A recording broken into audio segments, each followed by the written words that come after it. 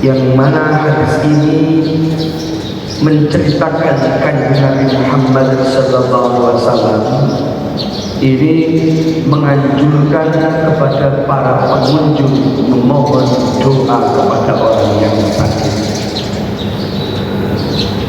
Rawaina fi Sunan Ibnu Majah, diceritakan wonten kitab Sunan Ibnu Majah. Wa kitab Ibnu Sinni bi isnadin sahihin Abu Hasan, dan yang dalam kitab Ibnu Sinni dengan membawa sanad yang sahih atau hasan. An Maimun ibni Mahran, saking Maimun bin Mahran. An Umar bin Khattab, saking Umar bin Khattab radhiyallahu anhu. Qala dawuh sapa Umar bin Khattab,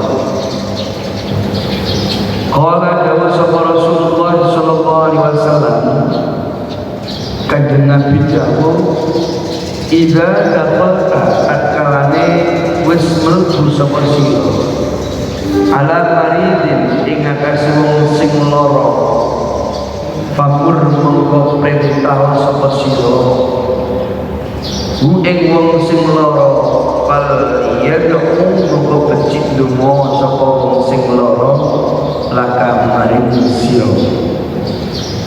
Fa inna du'a'ahu mongko sak temene dongane wong sing sakit, wong sing lara iku kadu'a'il malaikati, kaya dene dongane para malaikat. Lakin Maimun bin Mahran, tetapi utawi Maimun bin Mahran iku lam yudriku, ora ketemu sapa Maimun Umar bin sahabat Umar. Hadirin rahimakumullah, dalam hadis ini ada satu perintah yang disampaikan kanjeng Nabi Muhammad SAW, di mana hadis ini bersumber dari Umar bin Khattab dan juga bersumber dari Maimun bin Mahran. Diceritakan bahwasannya kanjeng Nabi Muhammad SAW, beliau kanjeng Nabi ini bersabda, matur, jikalau kalian memasuki berkunjung kepada orang yang sakit, maka perintahkanlah orang sakit itu berdoa untuk kamu, sebab dikarenakan sesungguhnya doanya orang-orang yang sakit itu bagaikan doanya para malaikat. Ini hadisnya pendek. Ketika kita berkunjung kepada orang yang sakit, maka kita dimohon untuk memohon doa kepada orang yang sakit tersebut untuk kita, karena doanya orang yang sakit itu sama seperti doanya para malaikat. Cuma di akhir hadis ini diceritakan Maimun bin Mahran ini yang meriwayatkan hadis ini tidak bertemu dengan Sayyidina Umar bin Khattab, makanya hadis ini berkualitas hasan. Loh, kenapa Pak Bu? Kita diperintahkan meminta doa kepada orang yang sakit, padahal orang sakit itu harapannya adalah sembuh. Proses menuju sembuh itu adalah dengan cara berobat, tawasul, meminta doa, meminta motivasi, meminta untuk dibangkitkan semangat hidupnya agar kembali stabil daya imunitasnya untuk mendukung kesembuhannya. Rata-rata yang butuh kesembuhan itu adalah orang yang sakit. Sementara kanjeng Nabi memerintahkan untuk meminta doa kepada orang yang sakit. Berarti ini versinya ada dua. Doa kesembuhan diucapkan, dilafalkan bagi pengunjung, ditujukan kepada orang yang sakit kalau kita berkunjung pada orang yang sakit, kita maklum, Pak, sampai sakit ini berapa bulan? 1 bulan, Pak. Saya doakan cepat sembuh ya. Saya doakan segera diangkat penyakitnya oleh Allah. Saya doakan mudah-mudahan sembuh totalitas lahir yang sakit itu. Amin, amin, amin. Termasuk amin ini termasuk doa. Dan kemudian setelah jenengan mendoakan kepada orang yang sakit itu, kita juga diminta untuk meminta doa kepada orang yang sakit. Wis Pak, sampai ini sakit, dumone niku ampuh kaya dumone malaikat. Sampai ndongakno kula nggih berhasil karir, lancar rezekine, panjang umure. Ternyata minta timbal balik. Kenapa doanya orang-orang yang sakit ini disamakan derajatnya dengan doanya para malaikat-malaikat Allah? Dikarenakan ketika orang-orang yang sakit ini mereka mendapatkan ujian besar dari Allah, mereka mendapatkan ujian yang berat dari Allah. Ketika mereka sabar atas penyakitnya, maka setiap detik, setiap waktu Allah akan membersihkan dosa-dosanya. Dosa ini disepuro kali Gusti Allah wong sing sakit dengan ikhlas. Mantul kula disayangi oleh Allah. Lah orang yang bersih dari dosa, maka doa-doanya ini ampuh, tiada hijab, tiada penghalang antara orang yang sakit ini dengan Allah Subhanahu wa taala, berkah dia sabar atas penyakit yang diderita. Makanya wong sakit itu cara aturan agama niku boten asal-asalan. Sebab di sela-sela ketika sakitnya terasa, niki bersamaan dengan keluarnya dosa-dosa yang pernah dia perbuat. Orang sebelum meninggal sakit begitu lama, berarti ini adalah proses Allah memberikan ampunan kepada orang yang sakit. Keterangan ini ada di dalam kitab Irsyadul Iman. Bersamaan dengan rasa sakit yang diderita, di situ pula Allah mengeluarkan segala dosa-dosa yang pernah dikeluarkan, yang pernah dilakukan. Ketemu di lebar. Satu contoh, Imran bin Husain zaman sahabat Nabi ini mengalami sakit yang begitu lama sekali, bertahun-tahun sampai 3 tahun. Dia mengalami sakit diare. Bosok saat ini Jombang niku mentret. Niki suwene 3 tahun. Cara saat ini diare 3 tahun itu boten aman, boten selamat buyar. Diare seminggu mau boten ketulungan, obat boten infus, boten asal pertolongan secara medis ini justru membahayakan kena maupun yang lainnya. Loh niki 3 tahun. Sampai dia berbaring di atas kasurnya 3 tahun ini, tempat tidurnya dikasih lubang, dibolong. Soalnya apa? Suatu ketika kotorannya Imran bin Husain ini ketika keluar, maka tidak mengenai kepada tempat tidurnya. Cik mudun temisar-misarnya dikai tong-tong tempat. Soalnya apa? Cik mboten najis kasurnya niku niki 3 tahun. Keluargane adik Imran bin Husain niku ningali Imran bin Husain iki pulang nangis, barang nangis malah ditakoni kali Imran bin Husain, "Lapo sampeyan kok nangis wae? Kok nangis saya? Ono apa sampeyan kok nangis?" Terus jadi, "Ayo nopo cah sampeyan loro 3 tahun berbareng-bareng kasus kawaras-waras. Aku juga iso ngrasakno sampe tambah belum terus sakno." Ngeten iki Imran bin Husain sakit 3 tahun. Dia malah tersenyum dengan wajah yang sangat ceria, bahagia. Akhirnya dia itu menyampaikan kepada adik, "Sambil kira aku loro iki kena penyakit ini, aku sedih juga, justru aku bahagia." Kaget adikku, "Kok sakit?" "Iya, justru ketika saya sakit ini bahagia. Dikarenakan di tengah-tengah sakit ini, setiap pagi dan setiap menjelang malam, malaikat-malaikat Allah ini selalu berkunjung kepadaku dan mengucapkan salam kepadaku. Assalamualaikum waalaikumsalam. Justru tiap hari mereka berdatangan malaikat-malaikat Allah. Satu mengucapkan salam, yang kedua memohonkan ampunan kepada Allah Subhanahu wa taala untuk diriku. Imran bisa gaya mohon mbakku. Masya Allah luar biasa. Berarti kesimpulannya ketika hamba Allah ini diberikan ujian berupa rasa sakit apapun, baik itu dirasakan maupun tidak dirasakan, maka dengan didasari ikhlas ridho kepada Allah, maka dosa-dosanya diampuni dan ditambah rahmat dari Allah Subhanahu wa taala. Amin amin Allahumma amin. Itu betul.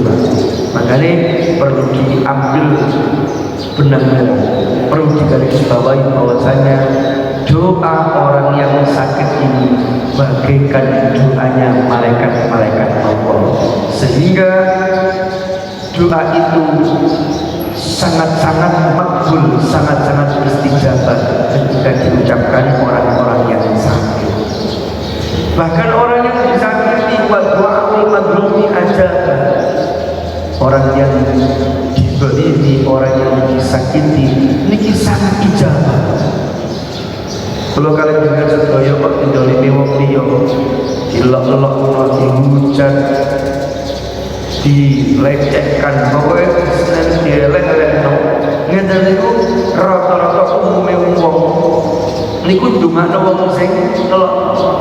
Mesti kula delok wong jenengan paringi penyakit yang niku Gusti, dengan paring melarat yang niku Gusti, ngoten. Loh, ketika dilihat dari sudut pandang keampuhan doanya, sebetulnya wong sing dihina, wong sing dilecehkan, orang yang dizalimi ini sebaiknya tidak mendoakan jelek kepada pelaku kulina atau orang lain tadi, sebaiknya mendoakan kepada dirinya dan juga keluarganya. Gusti kula kok ingin melarang orang yang itu Gusti, jenengan angkat derajat kula, keluarga kula dadi wong sing sugih Gusti. Memang Gusti saat ini kula enggak ada utang sampai dilok-lokno kanca kula teng kula. Tapi kula nyuwun jenengan paringi Gusti kula kali keluarga kula gampang ngelesi utang, dengan dadosan kula dadi miliar, anak kula dadi wong sing sugih-sugih hebat-hebat. Amin Allahumma amin. Al-Fatihah. Ngeten iki dongane ijabah sing seneng dinten Jawa dhewe. Mari kula tambah suku, tambah ekonominya meningkat, anak-anaknya berhasil, bisnisnya sukses, duitnya tabungannya tambah banyak. Loh, berarti manfaat bungone kanggo awake dhewe. Lah itu wae barang delokno koncone ora Gusti kula kok dinyek ambek wong Gusti dinyek melarat sang kula ndonga jenengan paringi wong sing nyek kula dadi wong sing melarat kaya kula Gusti. Lho menten iku temen dijabahi Gusti Allah. Wong sing nyek niku dikek melarat Gusti Allah, awak dhewe sing ndonga ya tetep melarat. Lha eman dungane keampuhan awak dhewe kena video hanya untuk memelaratkan wong liya niki eman, sungguh eman. Jadi sebaiknya ketika kita dizalimi, ayo berdoa kepada Allah untuk diri kita dan juga keluarga kita, karena tidak ada hijab doa orang yang dizalimi tersebut.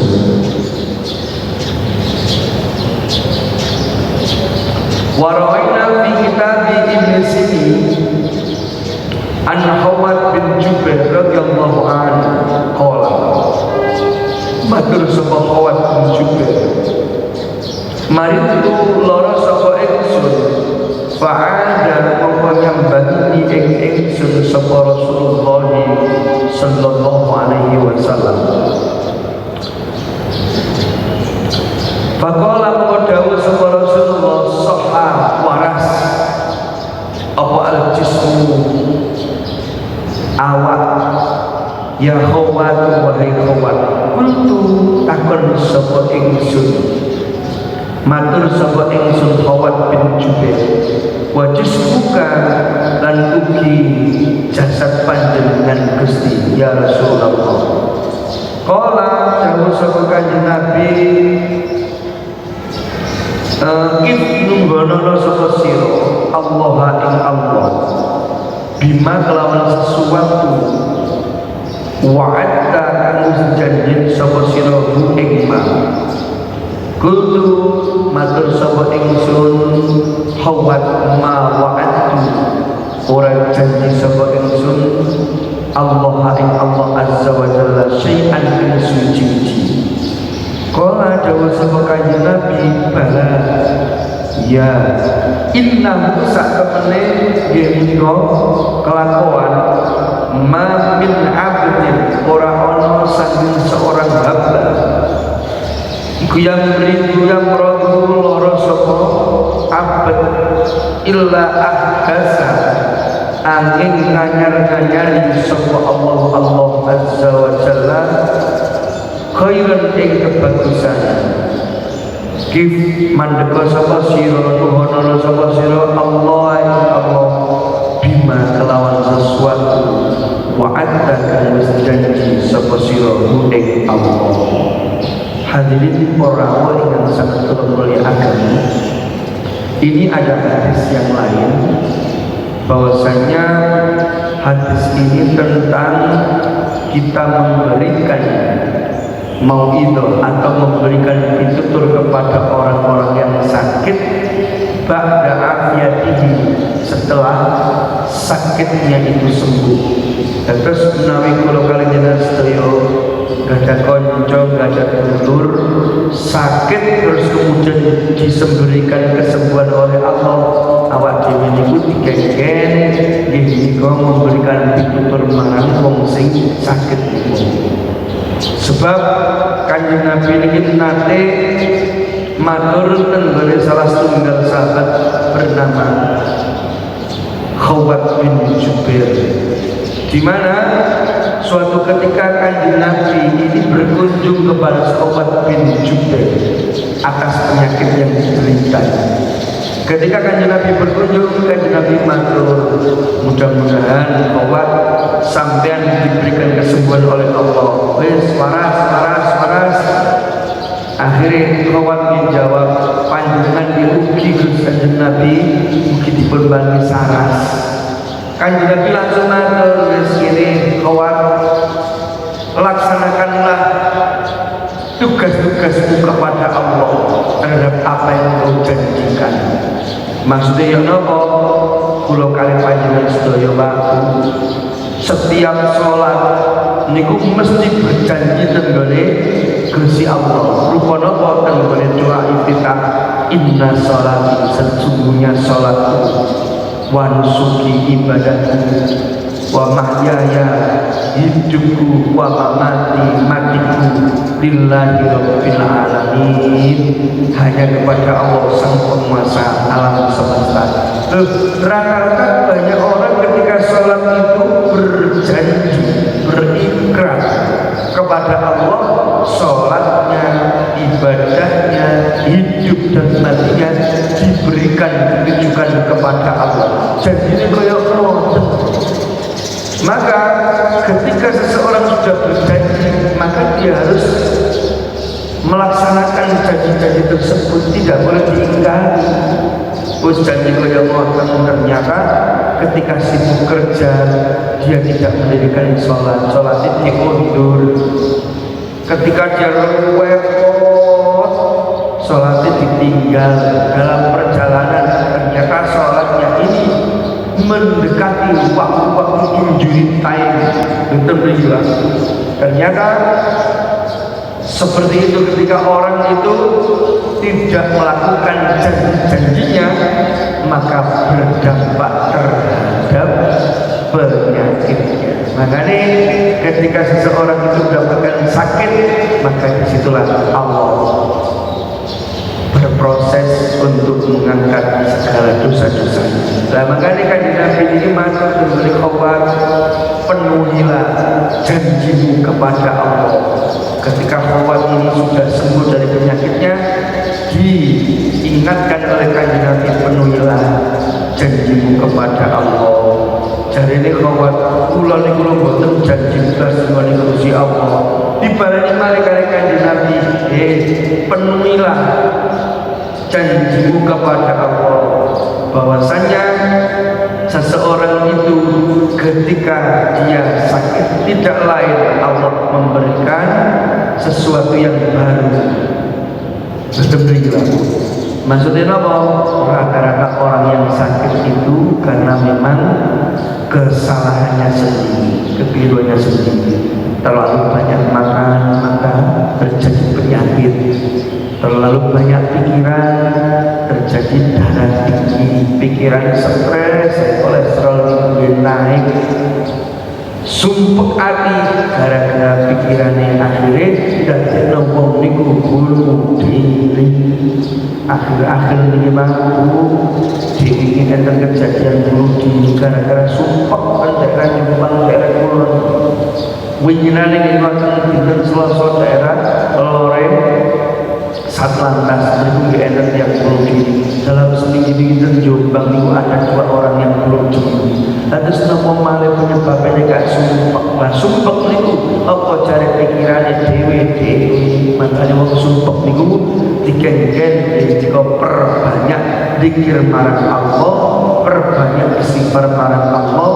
Tujuannya apa? Agar diberikan petunjuk, diberikan hidayah oleh Allah Subhanahu wa Ta'ala. Sebab ketika pikiran stres, sumpek, apapun yang dimiliki ini tidak tampak. Duit bojo yo gak eling, duit anak yo gak eling, duit mobil apik larang itu gak eling. Wis gak mikir belas omahe gede makro-makro yo gak eling. Duit keluarga mboten eling belas eling mek sumpek tok. Sehingga apa yang dia miliki sebetulnya tidak dia ingat, tetapi dia menuju perintah setan untuk melakukan bunuh diri, karena orang tersebut termasuk orang-orang yang putus asa. Akhirnya putus kabeh, keluarganya putus, bojone putus, anaknya putus, kaum kabeh putus, serta putus asa niku melakukan tindakan bunuh diri. Lah nek wis bunuh diri ya apa? Niki bingung Pak. Niki wong Islam kok bunuh diri, maka kematiannya dihukumi tidak Islam. Lah nek kematiannya dihukumi tidak Islam, tidak Muslim, lah nek didongakno ya nopo? Lah didongakno ya nopo? Karena beda. Akhirnya kita bingung, ya repot ya. Secara syariat wong niku nek beda agama, maka doanya tidak akan sampai. Dan ketika orang yang bunuh diri ini dia meninggal dunia akibat bunuh diri disamakan dengan orang yang non muslim, maka doanya tidak bisa sampai. Makanya diarani wong putus asa, putus dungone, putus amal apike. Kadang ngoten dia menentang takdir Allah, menentang rukun iman, tentang qada dan qadar Allah. Makanya kalau kalian jangan sampai putus asa, merasa hidup ini paling sumpek. Sebab karena pikiran putus asa paling sumpek ini, justru keadaan kita tidak akan membaik, tapi akan semakin buruk dan semakin buruk. Yang merasakan sakit niku awake dhewe.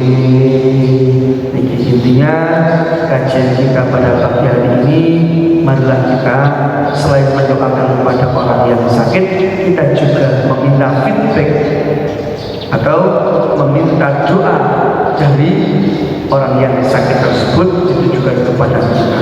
Dan kemudian ketika kita sakit, marilah kita ingat, mungkin kita pernah berjanji kepada Allah, nazar kepada Allah, marilah kita penuhi saat kita diberikan Allah kesembuhan. Karena apa? Kesembuhan itu merupakan pertolongan dari Allah Subhanahu wa Ta'ala.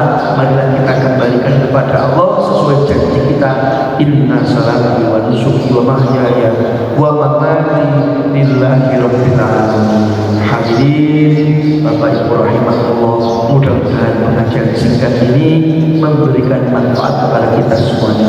Mudah-mudahan Allah kepada kita, mengampuni kesalahan kita, dan memberikan kekuatan lahir batin kepada kita agar kita mampu menjalankan ibadah dengan maksimal kepada Allah Subhanahu wa taala. Amin ya rabbal alamin. Allahumma shalli ala sayyidina Muhammad wa ala sayyidina Muhammad. Alhamdulillahirabbil alamin. Allahumma inna nas'aluka ilman nafi'an wa shifaa'an 'ajilan min kulli da'in wa da'in saqamin wa waba'in wa baliyatin bi rahmatika ya arhamar rahimin. Ishfi mardana ya Allah, ishfi marda auladina wa aqribaina wa amina ishfina wa iyyahum min kulli da'in wa da'in saqamin wa waba'in wa baliyatin bi rahmatika ya arhamar rahimin. Ishfina wa iyyahum la shifaa illa shifaa'uka, ishfina wa iyyahum min kulli syarrin min kulli dhanbin, ishfina wa iyyahum min kulli da'in wa da'in saqamin wa waba'in wa baliyatin bi rahmatika ya arhamar rahimin. Rabbana atina fid dunya hasanah wa fil akhirati hasanah wa qina adzabannar. Wa sallallahu ala sayyidina Muhammadin nabiyil ummi wa ala alihi baraka wa sallam. Walhamdulillahi rabbil alamin. Al-Fatihah. A'udzu billahi minasyaitonir rajim. Bismillahirrahmanirrahim.